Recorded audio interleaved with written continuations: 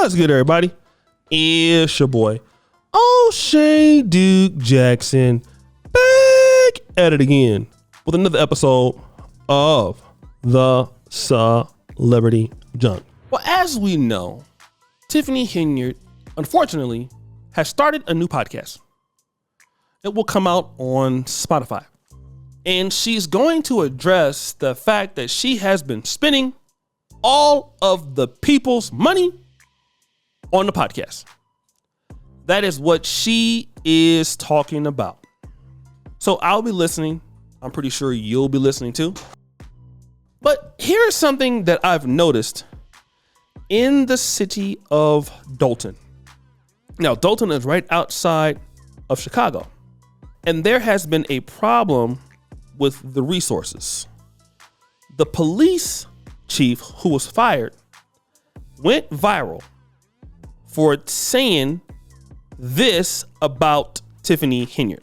The manpower was just very stressed and critical to the point of almost breaking, having to provide officers on the detail rather than have officers out patrolling the streets. Former Dolton Police Chief Robert Collins spoke to us from Florida, where he's taken a new job.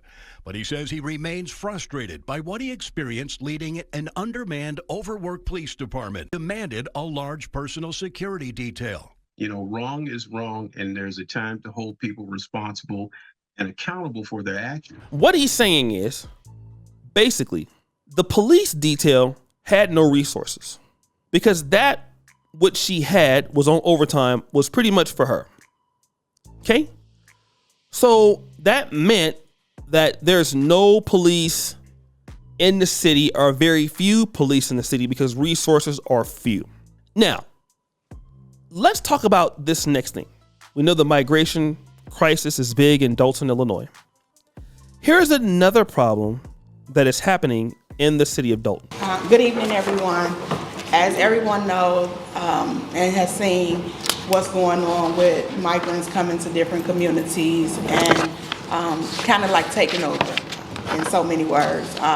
Right now, I just feel that the village of Dolton, we don't have the resources for the migrants. We don't have the locations, and we definitely don't have the public safety as reference to police to man type of individuals that may come in, not to stereotype anyone, but individuals that may come in and we can't control the narrative or the situation. With the unscheduled buses, as other South suburban communities have done, they were giving the buses fines if they were dropping them off or making them leave. Now, I don't know, and I guess that's why it's for discussion, because we would have to look into how are they fined, what the fine is, and if a bus does come to drop off, do a drop off, how do we regulate them leaving with just by our ordinances. So it has been it's through a lot of different communities. We just don't have the resources. I know a lot of people, they need homes, they need shelter, they need things that some of us need also. Yeah. But we don't have the resources as a community right now, especially with our financial situation also. They'll put that burden on the community. So if we can just start implementing some type of regulations to stop the buses, then we can start putting in place so we don't have more squatters than we already have in those type of issues. So again, you heard Ms. Belcher say, hey, we need to get rid of these buses. We got to get rid of these buses. Somehow we must get rid of these buses. Okay? So we don't have the resources in the city because of the buses. Now, let's also couple it with this fact.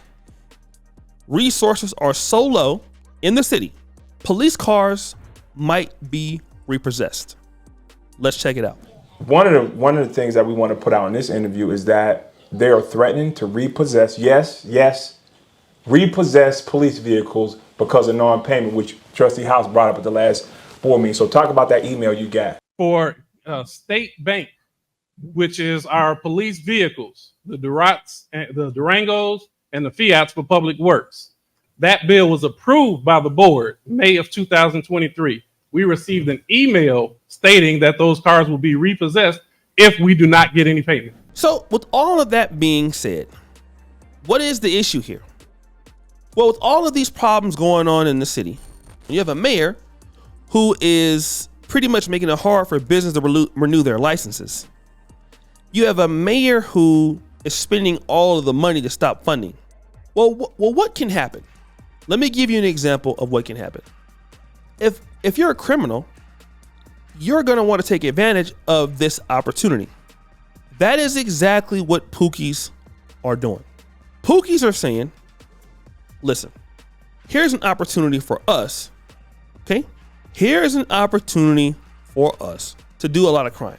So you see clips like this. Breaking news, a homicide suspect in custody tonight after a shootout with police in south suburban Dolton. A police source tells CBS 2 the man was taken into custody and he could be connected to the shooting death of a security guard, Lois Wright, who was killed in the Austin neighborhood yesterday afternoon. CBS 2's Darius Johnson has been at the scene for hours for us tonight. Darius, walk us through what happened here. Hey there, Chris. Good evening to you. I can tell you that we know 3 people were handcuffed right here in this neighborhood that you see exactly behind me. That was after 8 o'clock this evening. Police have confirmed that 1 person was taken into custody. I can tell you this was a massive scene with Chicago police, Dolton police, as well as the Cook County Sheriff's Office. And it was clear this scene was absolute chaos when you hear officers under fire and in panic over the scanner. And clips like this. Madison man is charged in a deadly expressway shooting that resulted in a 2-car crash on I-94 in Dolton last summer. Illinois State Police linked Calvin Woods to the shooting death of Trayvon Mackey of Chicago. That happened on August 28th of 2023. Woods was arrested with the help of the FBI and the U.S. Marshals on February 22nd. He's currently in the Cook County Detention Center. Right. So now let me deal with all of that. Now, I can say that crime, is here or not always been bad in Dolton or Chicago. But if I know that it's going to be worse, well, I'm going to act worse because crime is worse. And you have a mayor that's committing crime. What is the mayor going to do about it? The mayor is aiding and abetting criminals. Remember when the mayor hired an SEX offender in this clip. Residents of south suburban Dolton reacting to a Fox 32 investigation that found a new village employee with a dangerous criminal past. He is a registered child sex offender, and he's now been hired by the village to go into people's homes and businesses. Now, furious village trustees are taking steps to curb the mayor's power. Fox 32's Dane Placco broke the story, and he has the latest from Dolton. That's correct. Pookies are going to take over Dolton because she's there. It's going to be a town of anarchy. You combine that with the situation going on in Dolton, going on with the migrant crisis, no funding. Welcome to hell on earth, right? Welcome exactly to hell on earth. And that's exactly what you're going to get. So guys, what do you think? It's your boy, Shady Jackson. Back at it again. Another episode of Celebrity Drunk. Appreciate you do, Bell. We're out.